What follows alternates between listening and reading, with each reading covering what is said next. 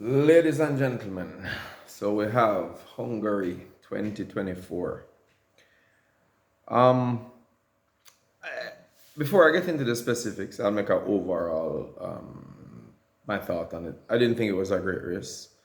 Hungary very rarely is a particularly good race, to be honest.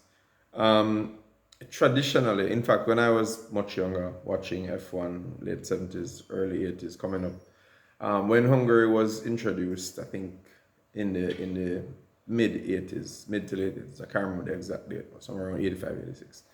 Um, it was terrible. I mean, even leading up in late 80s, early 90s, coming through, it was always like the worst race on the calendar, worse than Monaco even. It's basically zero passing chances.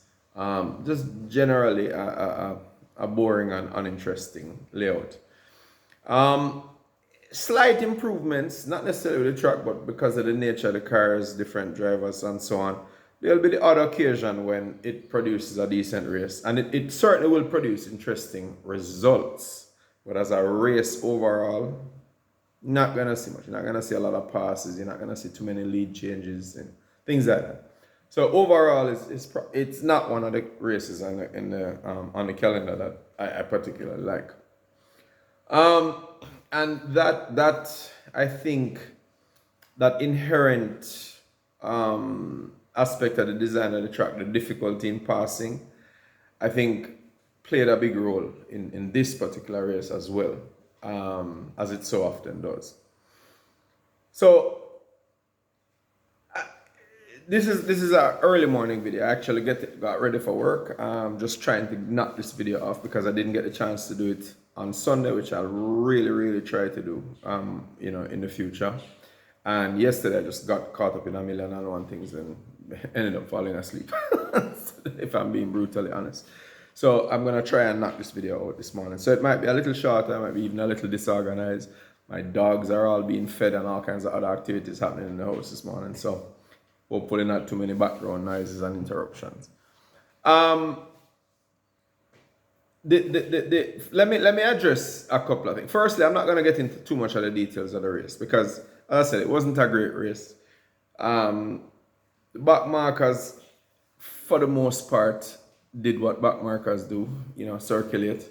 I thought Aston Martin wasn't bad. I thought Perez did a lot better this time around, even though he screwed up the qualifying so royally. And I, like many others, just said, all right, that's it. It's all over for him.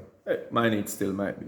But he did redeem himself in the race. He pulled himself up, I think, from, what was it, 15th or 16th up to 7th, which is decent. And beat Russell, who had also screwed his qualifying, even though his team certainly played a big role in that as well. Lack of fuel, kind of weird to think that would happen. It's qualifying, so you're trying to keep the car as light as possible, of course, but at the same time, it was qualifying in changeable conditions with damp, wet, dry, and back and forth. You would think that they'd want to give the driver a couple of options in terms of when he can push versus when he feels like he can't on the track. So I'm a little surprised that the decision of Mercedes to not put at least even one extra lap of fuel in the car. Similarly, I think Russell was badly negligent in that he's been racing a long time. This is no rookie. Russell has a couple hundred races under his belt. I don't know how he can explain that, knowing that the conditions are favorable and that things can deteriorate quickly, both in terms of track condition and in terms of possible accidents, red flags, whatever. Why wouldn't he have at least tried to get a time on the board in the earlier part, on his first lap? So I think it's a bad combination there. I think both team and driver screwed up and they paid the price. Ferrari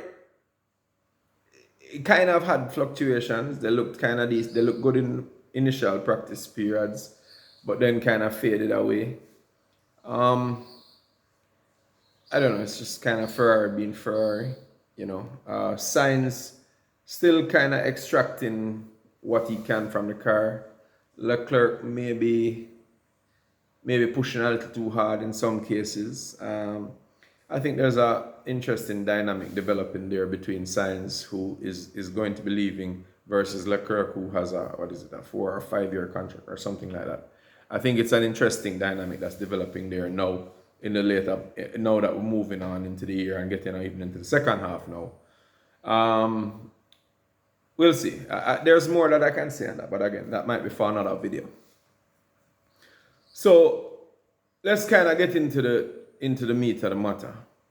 The two things that I think were significant was the McLaren debacle, for and that's being charitable, and the on track antics with Verstappen and Hamilton. Even though I do think that those were that incident is a bit overblown. I think whereas again for the second time in a row, like with what I thought about Max and Lando's incident in Austria, I did think Max was ultimately at fault, and in the case of Austria, he got a penalty. In this case, they didn't give him a penalty, but I think in this case, even though Max was ultimately at fault, I do think Lewis did also turn. There's no question. Yes, it's a corner and he could have turned, but he turned early. He did.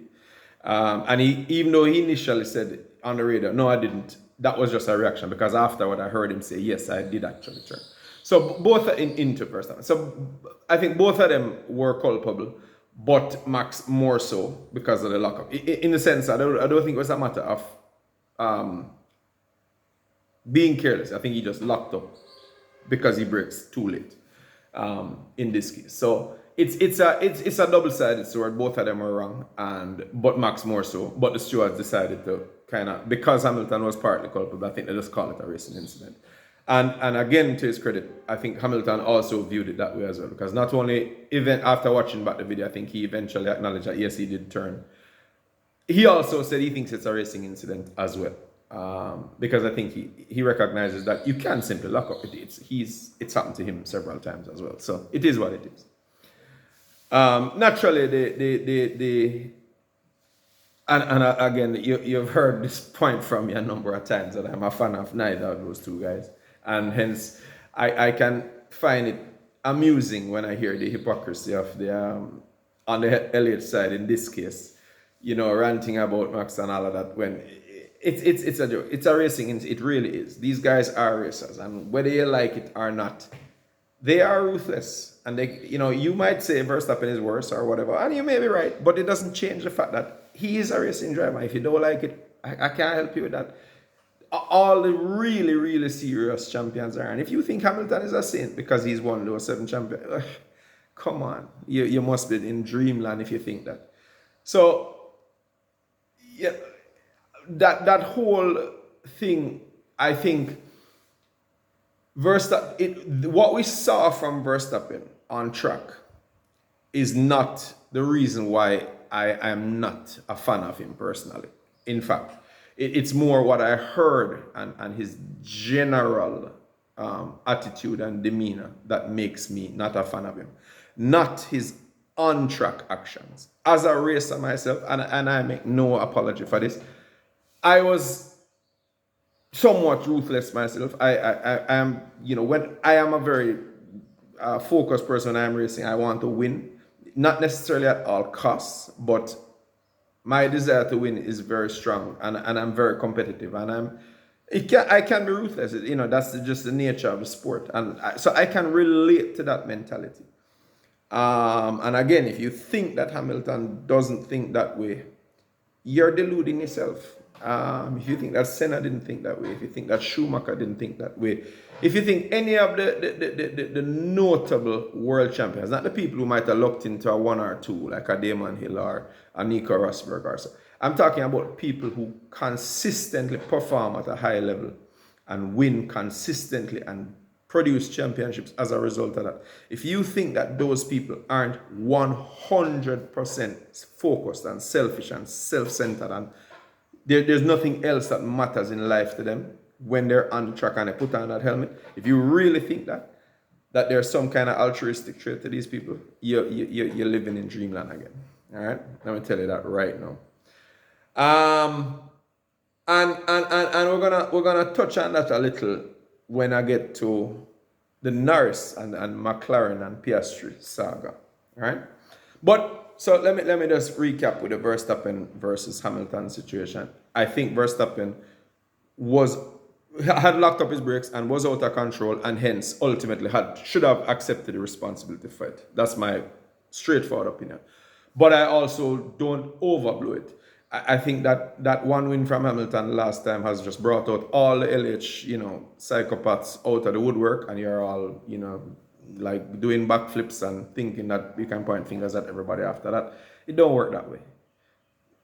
Sorry to tell you, sorry to burst your bubble, and sorry to make an unhappy, but it don't work that way, right?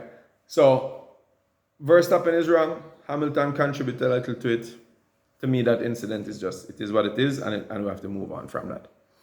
Now, let's get to what I consider to be the meat of the matter in this race. And what I think is not just for this race, but something I would say fundamental in terms of how different it was and how profound it was for me watching F1 for, probably 30 years now or more. Well, much more than 30 years. What am I saying? Probably 40 years or more. And it's very multifaceted. I'm not even sure. I didn't really prepare so much for this business. I didn't make any notes or anything. I'm literally just speaking off the cuff. I'm not looking at any notes or anything like that. So everything I say here is just my opinions, just my thoughts, and not prepared really. So it might be a little disjointed. I look at it from a perspective of the drivers, which is Norris and Piastri, the team, McLaren, and the general championship, both constructors, drivers, and how both sets of persons approach those two championships. This is professional sport. I make that point a few times now. Professional sport. It's not a game. This is not golf. This is not tennis. This is not football. Those are games. This is a sport. And there are very real consequences to life and limb in this sport.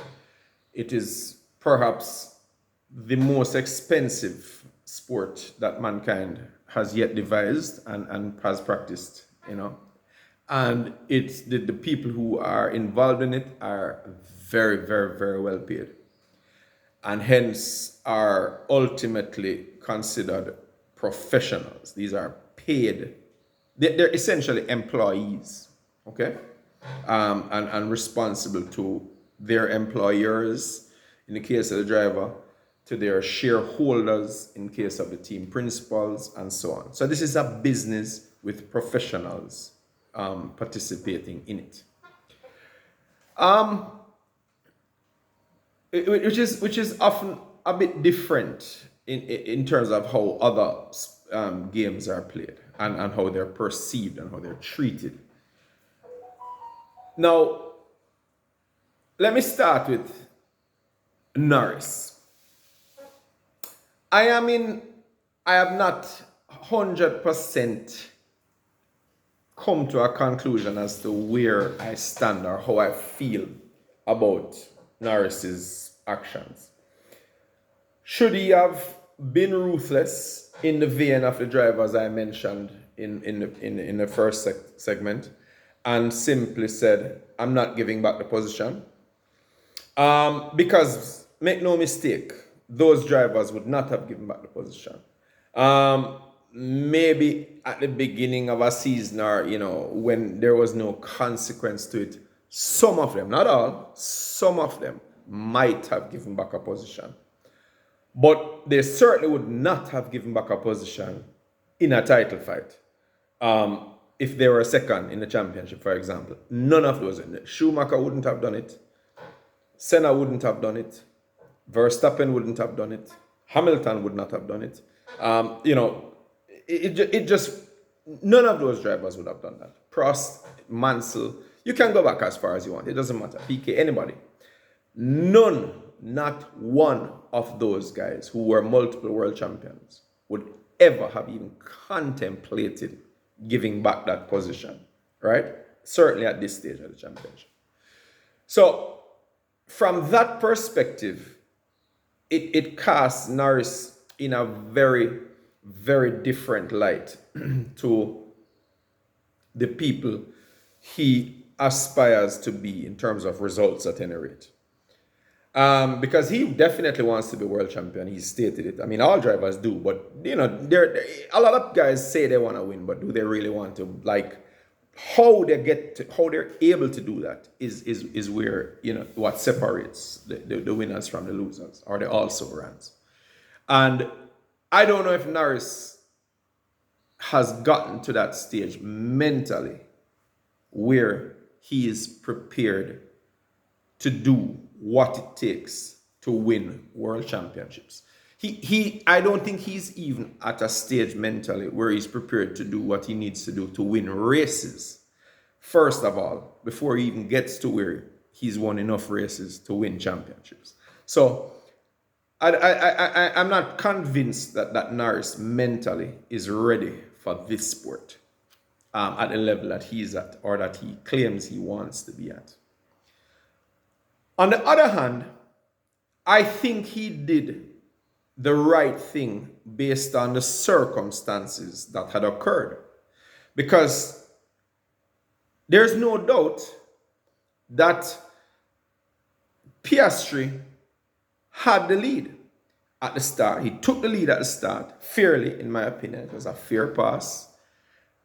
He ran very well in the first stint, put on the necessary gaps, ran superbly in the second stint, and really kind of faltered a little in the third.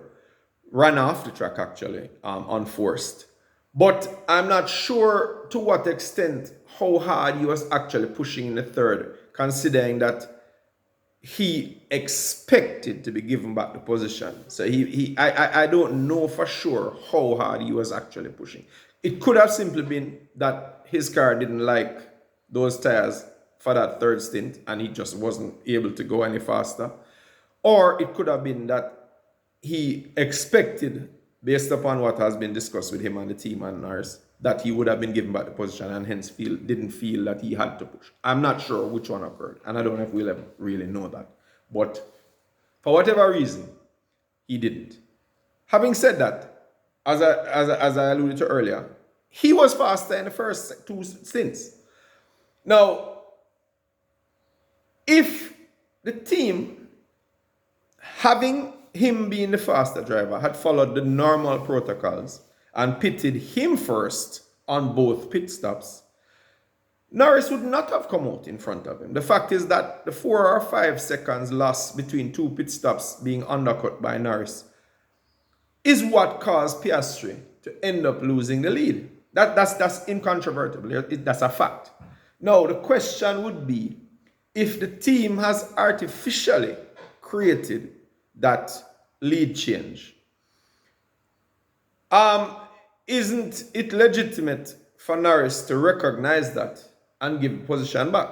So there's that school of thought as well. In other words, it's not a case that it wasn't a deserved win by Piastri, because it was. He did what was necessary and was essentially impacted negatively by the actions of his team, not his own, right? And so that's why I have two minds on this, okay? Now, from his perspective, and I can speak from myself because I've raced quite a bit. I've done a lot of rallying, fair amount of circuit, drag, karting, everything. And what I will tell you is this. There's nothing, and I really mean nothing, that I would want less than to be given a win. That would aggravate me in a way that is hard to describe.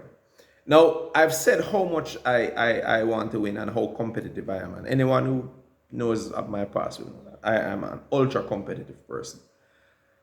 And losing is like being stabbed with an ice pick for me. Even coming second, I consider that just losing. Okay? I hate losing. I hate coming second. Is that for me? It's like first or nothing, and I really mean that. You may agree or disagree, but that's how I view it. That's why I race to win. I don't race to come second. It doesn't mean if I come second, I can't process that or that I'll lose my mind. But I'll never be happy with not winning.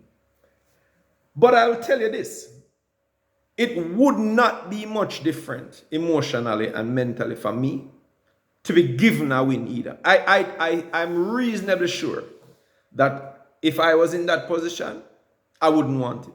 I would literally come on the radio and say, thanks, but no thanks.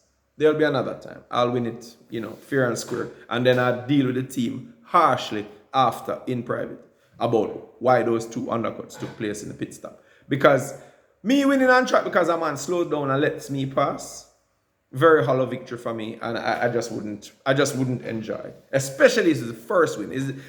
It just mars how I would feel about myself in getting that first win, which is supposed to be this great achievement, and I just wouldn't feel good about it. I'll tell you. And I mean, I fully accept that everybody is different, and this is in no way, shape, or form a condemnation of Piastri accepting the win, or even being happy about it, because that's entirely a personal matter. But for me, I couldn't process that. I would not want a win given to me. I just wouldn't. So from Norris' perspective, as I said, two things: take the win because you should, because it's ruthless; give back the position because you should, because it's the right thing to do. That's really one of those kind of on the spot decisions that you probably would have to make. And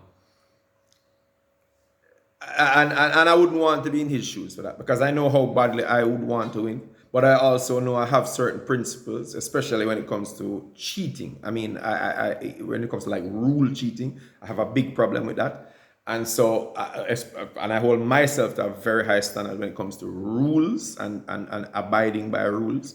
And so, I understand why there would be a very big conflict in my head if I was in his shoes and maybe he faced something similar. Now, the team, and this is the big one. I've been saying for a while that McLaren has been screwing up. They built this fantastic car. It's unquestionably fastest car on the grid. And the team principal, Zach Brown and Andrea Stella, in my opinion, are doing the car that their engineers have created, and their drivers, who are two of the best. In fact, I'm on record as saying I think it's the strongest driver pairing out there.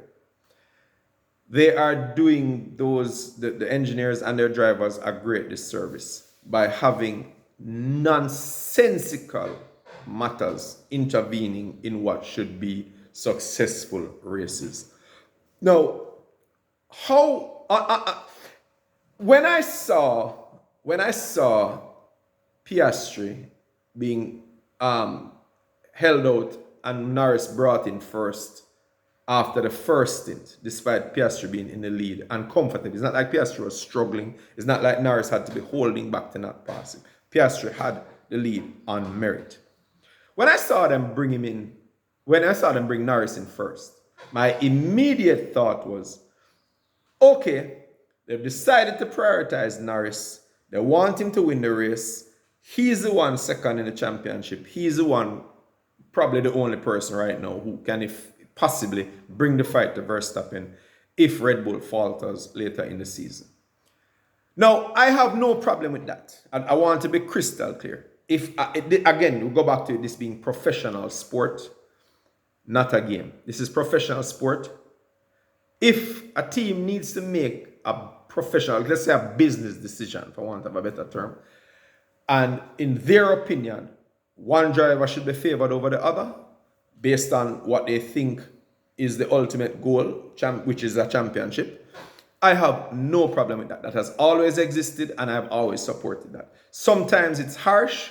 Sometimes it even, kind of scratches on your morality a little bit. But it's a legitimate decision that can be made, and I have no problem with that whatsoever. And if I was a part of that system, I would certainly understand it and use it to my advantage as well. Okay? So I don't have a problem with that. When the second round of pit stops came and they did it again, and not only did they pit Norris first, but they held Piastri out for 2 more laps. Now, it is important to understand the context of that. Not only is it an undercut and giving Norris an advantage, but here at Hungary, it's a particularly large advantage because the undercut here is valued probably at 1.5, maybe in 2 seconds. The undercut is valued. And so when you give somebody 2 opportunities to do that, so both pit stops, you're essentially handing that driver a 4-second advantage, right? And then on top of that, you keep the other driver out for an extra 2 laps. Now, once I saw the second one, I was quite confident. I said I was quite confident in what I had assessed in terms of, okay, no question now, Norris is the guy. McLaren is pushing him. He's the lead driver. He's been there the longer, much longer than Piastri. Has a much longer term contract. Is higher up in the standings, closer. Everything. All the circumstances suit the decisions being made. So everything was hunky-dory, in my opinion, at that point, right? And let's not forget something.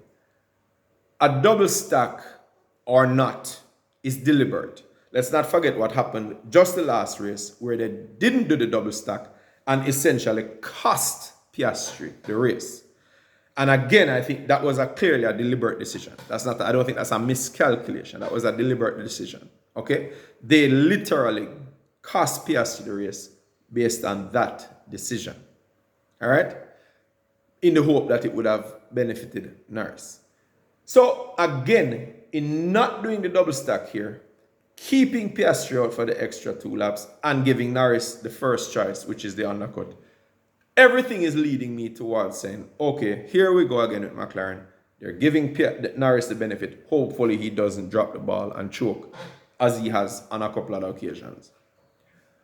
Well, to say that I was amazed when I heard the radio call about giving back the position to Piastri it would be an understatement. Amazement wouldn't be the word. Flabbergasted. Or, we could go through a few things from the thesaurus about all the words that could be used to just express total shock and amazement. Because having done all of this you have done this. You have taken these conscious decisions and you have enacted them to create a situation where you cause a lead change. You cause it, not on track. You, the team, make decisions, make calls to create a lead change. Immediately upon achieving that lead change, you then tell the driver who's now assumed the lead by your actions, please give the position back to the man who you've taken the lead from by your actions. That is the single most illogical, stupidest, irrational. Let's go through another. We could go through another list of words. But frankly, I think idiocy would be a pretty good one. Because you now put both of your drivers in an incredibly bad position. You've created a moral dilemma for Norris. You've created, a world of confusion for Piastri. Will Norris give me back? Will he not? Will he give me back? Will he not? It's so unnecessary. This is literally a drama and a problem you have created. You're winning the race. Your guys are running 1-2. You have all the Constructors' Champion championship points that you can get. What? Because the team doesn't get fastest lap point. Okay, they get just the positions that the drivers finish. So you're getting the maximum amount of points that you can get from a race. Your drivers are running 1-2. What on earth are you doing with these decisions? The nonsense I heard, I can't even call it nonsense. You just have to say he's a liar. That guy Stella. When I heard them interviewing him after about covering Hamilton. You're covering a man that's 29 seconds behind you. Like, what plan? How stupid do you think we are? Right? That is absolute garbage. That reminds me of that mad Secret Service lady who was telling you about the slope on the roof, why she didn't put the sniper up there when the slope that the roof that the snipers are on was even more sloped. It's an insult to our intelligence. And what I heard Stella say is an insult to our intelligence, right? About covering Hamilton. It's rubbish. McLaren constantly, and no, I have to say it's no, because it's now clearly a trend, are utterly clueless when it comes to strategy and driver management. They can put a strategy in place to give you a fast car and give the driver potential to win. But this is absolute garbage actions on their part. And I'm not a fan of Zach Brown from ever since. I have no respect for him. And I was on the fence with Stella at the start. As I said, even though he was Schumacher's engineer, and I considered him to be, probably one of the dirtiest drivers in history. And Stella, the hypocrisy from Stella lately in terms of complaining about other drivers is just mind-boggling. And so when I combine him and Brown together, boy, I tell you, that is a team. And it's so unfortunate because I really like McLaren. As I said, I'm on record. I like McLaren. It's probably one of my favorite teams because of Senna. So it really aggravated me to see the foolishness, the utter garbage that these guys did. Right? So I think that the big story here is McLaren management and strategy epically failing. Let's give a big if. If we get to the end of the season and Norris loses the championship by 4 or 5 or 6 points or whatever, this 7 points that he gave up in this race is gonna haunt him. And it's gonna stick. It's gonna rest. In Jamaica, we have an expression: rest on your chest like a coal. This one going to burn him. Right? I tell you, it's crazy what I saw there. And worse, this is in a race where Verstappen lost a fair amount of points, meaning Verstappen came 5th. So Norris had the ideal opportunity to close the gap more. Verstappen is earning less points. Norris is earning more points. The gap could have been that much closer. Instead, we had this farce, this debacle, all manufactured by McLaren.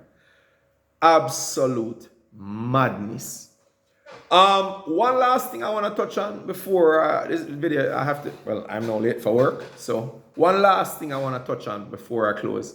And that is, other than the incident with Hamilton, the Verstappen race, I thought, one, as usual, he's fast in the sense where he could make up at the ground, he could pass Leclerc, he could catch Hamilton, even though he couldn't pass him, but he could catch him, meaning he clearly had the pace. So the speed isn't the issue, but the strategy for the probably not necessarily the first, but the first is really so prevalent or in your face. Red Bull really got the strategy wrong. I don't know what happened. I can't tell you where those calculations came from and how that went so wrong. But Red Bull really, really dropped the ball when it came to race strategy. Whether that's a result of pressure, whether that's just a one-off situation, or maybe we can start considering some of these, conspiracy theories and rumors that that whole Horner situation and all the politics behind it going on behind the scenes in Red Bull is starting to have a ripple effect and a wider impact on the activities of the team. We don't know. We don't know to what extent that influenced Newey leaving. We don't know to what extent that might be influencing Verstappen looking outside for options in terms of whether Mercedes or whoever. And we don't know if it's impacting upon the day-to-day operations of the team with some of the strategies and staff and so on. But what I can tell you is that was definitely a bad race for the Red Bull team. Bad race. I don't expect that at Spa, but if it happens again at Spa, then I think we're gonna see some problems at Red Bull, some serious upheavals, because Spa is one of their stronger tracks. Verstappen likes it, the car likes it, the team likes it. If we don't see a strong performance from them there, I think that's gonna be a major shakeup.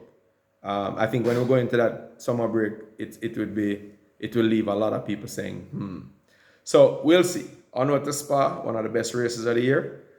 Look forward to it.